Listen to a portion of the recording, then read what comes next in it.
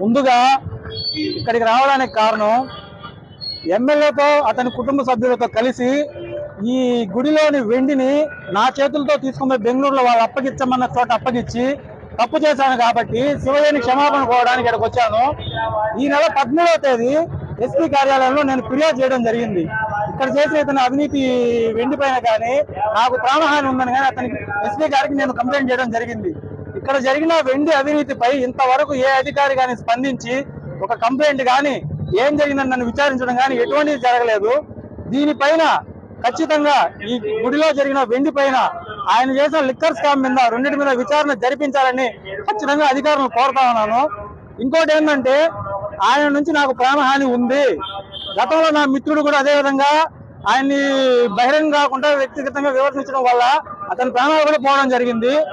ఇప్పుడు ఇదే కాకుండా మీకు తొందరలోనే ఒక వారం 10 రోజుల లోపల డీకేటీ భూముల పైన అతను ఎంతెంత తీసుకొని దానిపైన చేశాడనేది కూడా నేను ఇంకొక వారం 10 రోజుల్లో నేను దాన్ని కూడా మీ ముందు బయట పెట్టడానికి సిద్ధంగా ఉన్నాను.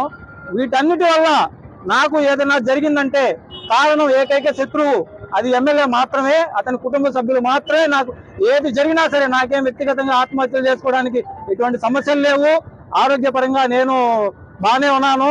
ఇంకా నాకు నా ప్రాణానికి ఎటువంటి హాని జరిగినా అది దానికి కేవలం ఎమ్మెల్యే మాత్రమే బాధ్యులు, ఎమ్మెల్యే అతని కుటుంబ సభ్యులు మాత్రమే బాధ్యులు అవుతారు.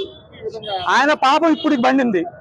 శివయ్య గుళ్ళో ఆయన చేసిన అక్రమాలకి ఇన్ని రోజులు చూసి ఇప్పుడు శివయ్య ఆయన పాపం బండించాడు కాబట్టి నేను బయట రావడం జరిగింది. గుడిలో సామానండి, వెండి పూజకు ఉపయోగించే సామాన్లు. గుడిలోని వెండికి ఇప్పుడు దాని మీద ఆడిట్ జరిపించండి. గుడిలోని ఎప్పుడెప్పటి నుంచి వచ్చిన వెండి సామాన్లు అప్పటి నుంచి వచ్చినటువంటి ప్రస్తుతానికి ఈ రోజుకి ఉన్నాయా లేదని ఒకసారి ఆడిట్ చేయించండి. నేను బెంగళూరులో భారతి అనే ఆమెకి దాన్ని చేర్చడం జరిగింది. ఆమె నా అకౌంట్కి 10 లక్షలు కూడా పంపించారు. ఆమె ఎవరో కూడా నాకు తెలియదు. కేవలం వీళ్ళ తరపున మాత్రమే ఆమె నాకు పంపించడం జరిగింది. మీకు తొందరలో విత్-ఇన్ 1 వీక్ 10 days లో ఇక్కడ జరిగిన ల్యాండ్ గురించి కూడా నేను మీకు తెలియజేస్తున్నాను.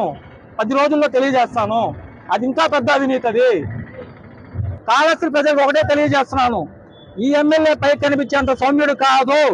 ఈసారి కనుక మీరు అతన్ని గెలిపించారంటే మాత్రం మీ ఇళ్లలో కూడా మీరు ఉండలేరు. 13 సంవత్సరాలు అతనితో సావాసం చేసిన వ్యక్తిగా చెప్తున్నాను. ఈసారి పొరపాటున ఆయన కనుక గెలిచారంటే మీ ఇళ్లలో మీరు కూడా ఉండలేరు.